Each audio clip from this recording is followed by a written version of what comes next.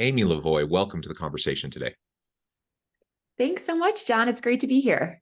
It is a pleasure to be with you. I talk with people from all around the world, and it just so happens today we're both local. You're joining us from Salt Lake City. I'm just south of Salt Lake City. Today, we're going to be talking about a new torch study that confirms how coaching creates a virtuous cycle of positive behavior and change that creates benefits, not just for individuals who get it, but the wider report, team communities. There's so many really great outcomes from the study, and we're going to try to unpack that and better understand some of what this means for organizational leaders today. As we get started, I wanted to share Amy's bio with everybody. Amy Lavoie is responsible for enabling a culture at Torch where people can thrive. She has spent her career studying and practicing the science of happiness and success at work, both as an internal HR practitioner and an external consultant, guiding some of the world's leading organizations on how to engage their people for outsized performance. Most recently, Amy led the development and integration of people science into products, messaging, and services for Glint, LinkedIn, and Microsoft. I could go on, but I'm going to pause there, Amy. Anything else you would like to highlight by way of your background or personal context before we dive on into the broader conversation?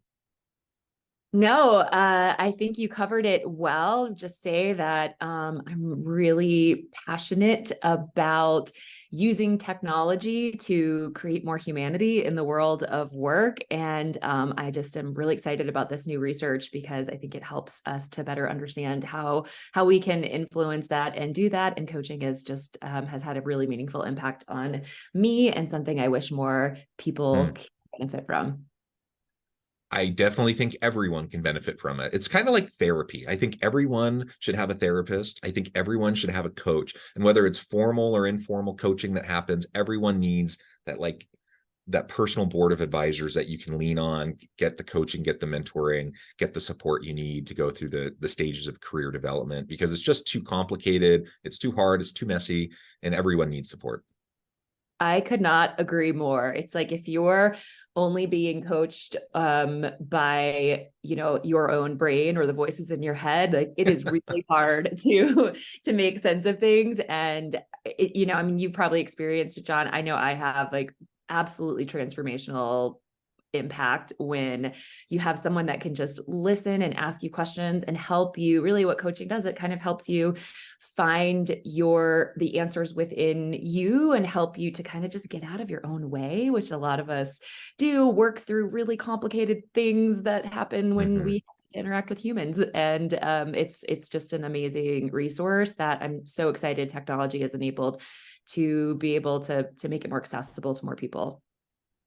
Yeah, and I think sometimes we dig at technology, right? And we say like that we're losing the humanity through AI and various innovations and automations and such. That doesn't need to be the way it is, though. Like we absolutely can have technology and humanity go hand in hand, and they can mutually reinforce and allow us to do things in better ways.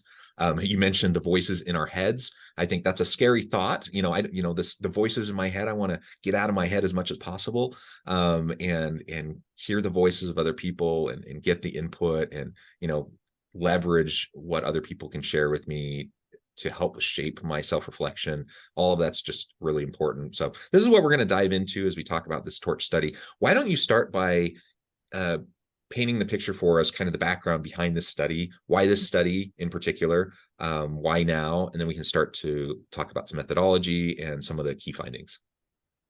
Great. Yes. So just to back up really quickly, Torch, we exist to unlock the potential of people, teams, and organizations. And we do that by creating and connecting humans together through technology. So I'm really glad that you shared that. I absolutely agree that that technology can really unlock a lot, but ultimately what we are using technology for is to help you get the right match based on your own needs and styles and the things that you want to work on. We use algorithms to help connect you with someone who we believe you will hit it off with right away, because that can actually be a pretty big barrier to entry. And we use technology to help you have access to coaches no matter where in the world you are. Using screens and technology, you don't have to be in an office office in, in the corporate headquarters, and available to go meet with someone in person. And so we also can use the technology to help really make sure that the coaching you're getting is aligned to the organization's strategies and priorities in a way that we just couldn't do it before, which is why only those at the top of the house seem to have the resources to get coaches in the past. So that's a little bit about Torch. And, I think one thing that I've always seen and believed is that culture is happening whether or not we do anything about it. You are going to see it evolve, going to see certain things expand. And really, as leaders and as an organization and HR professionals, we want to kind of get more in the driver's seat of that. But it's very hard to do, right? Because so much of culture happens in the day-to-day norms, decisions, what's being reinforced or being punished in an organization. And you can't be in the middle of all of that. So how do you enable the people that are in the middle of more of it to be able to be a positive force for good with creating the culture that you want and the culture that you need to drive your business forward? And so we kind of know this anecdotally. We all know examples of really negative culture expansion. I think that's we call the positive and virtuous version of that the ripple effect. But I think when we see it happen in a negative way, it feels almost a little more like a wildfire, like it just can take off. We see things like when Wells Fargo had the fraudulent accounts, or Volkswagen was falsifying emissions. These things can happen, and often without even the awareness of leadership, because of what's happening on the ground. And so we want to really understand, what can we do to try to influence that positive change, and what are the most effective ways to do that? And our customers are telling us, and we experience it, that when they invest in coaching, it's not just that leader who has the coach who's improving. It's expanding, and it's like all these things are happening, but it feels really intangible. They know it, their teams know it, but how do you convey that to the leadership team? And that's what we were embarking on. There really is not great research to help quantify that and understand what are the levers you can pull and what are the things that you have the biggest impact on when you invest in coaching. So that's what this research was all about, is understanding and kind of quantifying what we call that ripple effect that happens when you bring coaching into an organization. Yeah, the positive ripple effect. I sometimes think about the negative downward spiral, the wildfire that you were talking about. That's the kind of more negative side, for sure. Thinking of ways also to democratize coaching, because like you said, traditionally, it's really top executives, senior leaders who tend to be the ones that get the coaches. And we know that leaders at all levels of a hierarchy, really everyone, could use a coach. But it's expensive, it's time consuming, right? And so there's all these reasons why it doesn't happen. And so finding ways to democratize that, or at minimum to leverage the impacts of the coach on the individual leader for their broader team, is going to be really, really important. So with all of that as a foundation, go ahead. Yeah, it's so important. And I just wanted to say one thing that I think is really important is we define leaders as anyone who takes responsibility for the success of those around them. And I think that's important, because if you look at the way work gets done now, if you've done anything with, organizational network analysis, that it's not just the people managers. It's not just the senior leaders or the directors and above who are having an influence on the culture. So that is another thing that, technology has enabled, is for us to be able to reach a lot more people who actually do have an outsized impact on what's happening in the organization.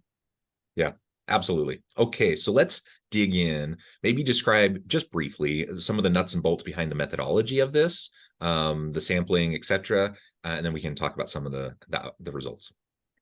Yes. So at a high level, we looked at organizations who are investing in coaching, and we looked across 22 different industries, had a really large sample size. And what we were trying to understand is not just what is the impact of those who have gone through coaching. That's something we get data on all the time through our platform. We wanted to understand the impact that was happening for the direct reports of those people, for the key stakeholders of those people. What were they seeing from that person that had gone through coaching? And also, what were they experiencing themselves as a result of a more effective leader? So that's high level what we were looking for. We had large sample size across lots of different demographics and industries to make sure that we were getting valid and reliable results. Awesome. And those words, hopefully for anyone who's kind of a data wonk, we won't go into the data analytics and analysis and stats behind it, but hopefully those words will trigger for you that yes, these are valid and reliable results with good sample sizes, etc. So we'll just leave it that there. Okay, let's talk about how this all works, the science aspect, how emotions can spread to other workers through psychological process of contagion. I know that's one of the findings that came out of this report. Yeah, I think that is really important. That word, hopefully that phrase kind of makes sense, but just to define it really clearly, emotional contagion is when our emotions inspire similar emotions in other people. And what we found is that while there are some really tangible changes that happen as a result of going through coaching, one of the kind of phenomenons that's happening is that when someone goes through coaching, they are not only improving their skills, they're improving their confidence, they're improving their resilience, they're improving their ability to be agile and to feel positive and equipped to handle what can be really challenging in this world of work. And that is what is part of what is spreading and kind of creating this virtuous ripple or virtuous cycle that can have a really positive impact. Yeah, and I just really like that idea of contagion around coaching. And you've already mentioned the ripple effect. Maybe tell us a little bit more about what you found about this ripple effect through this study. Great. So some of the things that were really powerful were just the extent of the impact. And we knew, anecdotally that we would see something, but we saw that 94% of those that we surveyed saw their manager improve in a lot of really tangible ways.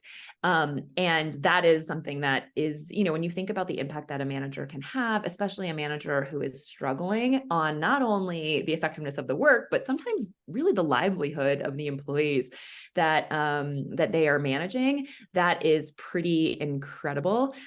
Just to dig into that a little bit more, a lot of what the top changes that employees were reporting seeing from their managers fall actually under the category of communication. So how they're communicating in meetings, how they are enabling the employees with information, how they are open to feedback and receptive to having hard conversations, which is just such an important part of everything that we do, and something that I know as an HR leader myself, as a business leader, is just so hard to influence and control when you're trying to kind of create a big training program to improve communications.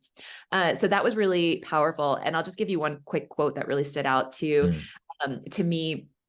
One direct report said, since my manager's coaching, the standout change at work is the evident shift in how our team communicates.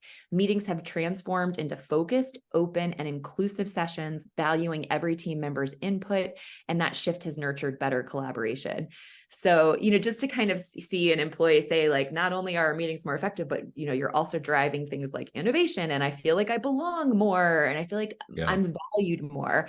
These are really powerful examples of the ripple. Yeah, that's amazing. And one of the results I saw, 94% of respondents seeing positive change in their managers as a result of the coaching, especially around communication. 6 of those top 10 changes they see come in the communication category, communication kind of sphere. Do you want to speak to that a little bit more? Yeah, and I can actually share with you some of those specific Sure. Yeah. specific kind of communication categories that were bubbling up in those top 10 findings. More effectively communicating with others, being more open to feedback, asking more questions. Wow, what a hard skill to know how to ask versus tell. Giving useful feedback, active listening, which is like so connected to really getting to the root of what might be going on, and managing difficult conversations. Those are all some of the communication skills that we saw employees experience as improvements for their manager. And with this ripple, 91% of employees report positive improvements in their own skills. Maybe speak to some of that. This, John, is my favorite part of this research and something we were hoping to find, but just really awesome to see more detail around that and how big that impact is. So as you said, 91% of employees were saying that they actually felt like they were improving, their skills were improving, their mindsets were improving as a result of their manager being coached. So this was like really getting into that deeper example of that ripple effect. A couple kind of deeper, diving a little deeper into that. 51% of respondents shared that their manager has helped them and has helped them encourage them to be more curious and to continuously learn. We saw a lot of things related to growth mindset. So taking chances, making mistakes, sharing a controversial idea, knowing that they can improve something that they might have felt was really hard. That's massive. And we know about, a learner's mindset and growth mindset from Drucker's work. And I know Satya Nadella is big in kind of creating that culture. So that's something that, without a ton of intentionality, we were seeing really had a big impact. Also saw that respondents were more open to learning new skills that they might have been kind of afraid of in the past. And we know in this changing world of work that skill development and redevelopment or learning totally new skills is critical. And another one that I appreciate is that more than 2 in 3 respondents said they strengthened their sense of self-efficacy, i.e. their ability to accomplish a task, and their own sense of competence and effectiveness by their coach, essentially being able to help them work through that skill development. And that's huge. I mean, you talk about lifelong learning, you talk about growth mindset and Carol Dweck's work. This being able to increase your self-efficacy is just a vital general kind of mindset shift in skill set in an unknown future. As we move into the complexities of life and in organizations and the shifting nature of work and how organizations need to be able to pivot often on a dime, like in order to do all of that and for you to feel like you can navigate that, self-efficacy is really huge. It's really, really important. And so that's one of those findings. I mean, 2 in 3 report that, which is amazing. And then the next question is, well, how do we get that other 1 in 3 to also feel that way, right? Right. Absolutely.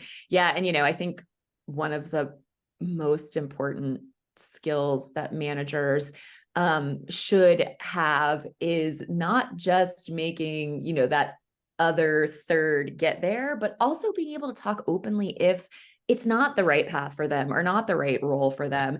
And so I was really encouraged to see, kind of having difficult conversations, having, being able to share, more constructive feedback. Feedback is just something that is so sorely struggling in a lot of organizations. And so, I look at it that you might not get to 100% on this one, but that might be because we're actually having the right conversations with people about performance management and some of the things that might mean they're not the right fit for the role. So all of these, to your point, are just so critical in an unknown world. We cannot rely on an internal communications team to be able to get everyone the information that they need in the time they need it, to have a training team give people the skills they need, have every level of leadership approve on a decision that needs to be made in the moment. Like, the world of work is moving so rapidly that one of the biggest lessons in leadership for me in this kind of age is that we need to let go as leaders. We need to let go. And it's really scary, but when you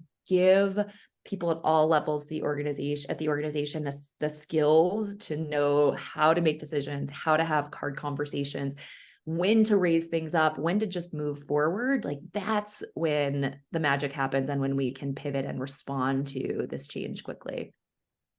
Yeah, as you were saying that, I 100% agree. We need to learn how to trust, how to let go, how to empower those who have the technical expertise to do the work that needs to get done. When I'm leading a team, hopefully I'm not micromanaging them. But it's like this. I see on both ends of the spectrum problems with people who are like in the weeds micromanaging and it's all about them. That's not effective. Nobody likes that. But I've also seen people who say, oh, I don't want to micromanage my team. And so then they're like, it's complete laissez-faire, like nothing. There's actually no management going on. There's no leadership going on. There's no support going on. Obviously, neither of those are good or effective. And so we need to simultaneously, develop trust, mutual accountability and trust with our teams. Part of that is those performance conversations. Part of that is having accountability measures in place. You still have to lead. You still have to set a vision. You still have to have those conversations. You still have to support. And that's nothing we've said today is rocket science. Like it's all, there's lots of research behind this that's been done in academia for years. Lots of industry studies that have looked at some of the different principles we talked about. And so this report is really shining a light on coaching specifically, but none of this is rocket science, but it's all really hard to do because you get so caught up in your day-to-day in putting out fires and just like responding to all the immediate pressures that you don't do the simple things consistently that need to happen in order to have the positive culture, to have the trusting relationships, and to accomplish all these other things we're discussing. Oh my gosh, it's so true. And, I joke about we're a coaching company. We were founded by two executive coaches and clinical psychologists, and we have to work all the time on things like having difficult conversations and, not, that candor is kindness and not just always being nice and empathetic because we're a very human first, relationships first company. It's hard to do. And we have experts in our company all over our team, and it's hard to do. And I love the point you made, John, about how, you kind of have these two extremes of what we've seen with either like too much management or too little. And I think that's really been exacerbated in a distributed world of work. You have in the absence of sort of so much, just ability to kind of see everyone day in and day out. And in those in-between times, you've got the managers that just dig in and try to micromanage. And then you've got some that just are like, almost like, well, I trust they're getting things done and maybe they'll let me know when they need something. And the truth is that the sweet spot is in the middle. And when things are hard, like conflict and talking about things where we may not know all the answers, a lot of our tendencies are to kind of clam up and to shut down and to, let's just go focus on putting out the latest fire of the day or check off the to-do list, when the real thing that we need is some of this deeper connection and communication. Absolutely. Amen.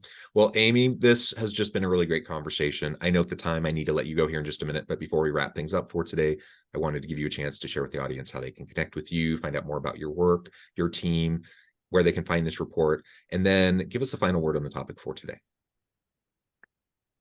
Awesome. Okay. Well, please don't hesitate to check us out at torch.io. You can find access to this latest report and a lot of other resources that we put out to help kind of create these coaching cultures internally. You can also reach out to me on LinkedIn, Amy Lavoie. I would be happy to connect and learn and share with all of you as we are navigating these things together.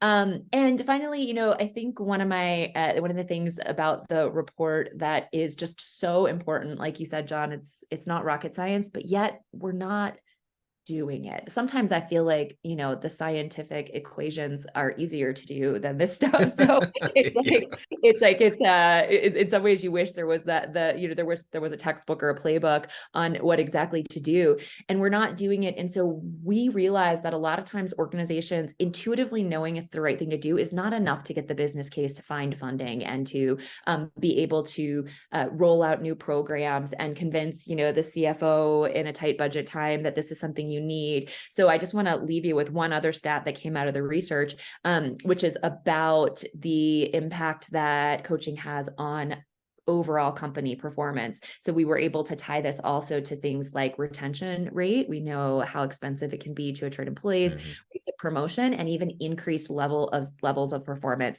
So those who go through coaching are reporting 71% increase in performance that has a direct impact on business results. And so this is not just a nice to have, this is directly tied to what we do as HR leaders and helping our organizations be more successful. We don't get to just treat people kindly if our organizations are not succeeding and achieving their goals. And so we're trying to help equip our customers and the world with making the case for what we know is this really important thing. Yeah, well said. Amy, thank you so much. It's been a real pleasure. I encourage the audience to reach out, get connected, find out more about what Amy and her team can do for you. Check out the report. And as always, I hope everyone can stay healthy and safe, that you can find meaning and purpose at work each and every day. And I hope you all have a great week.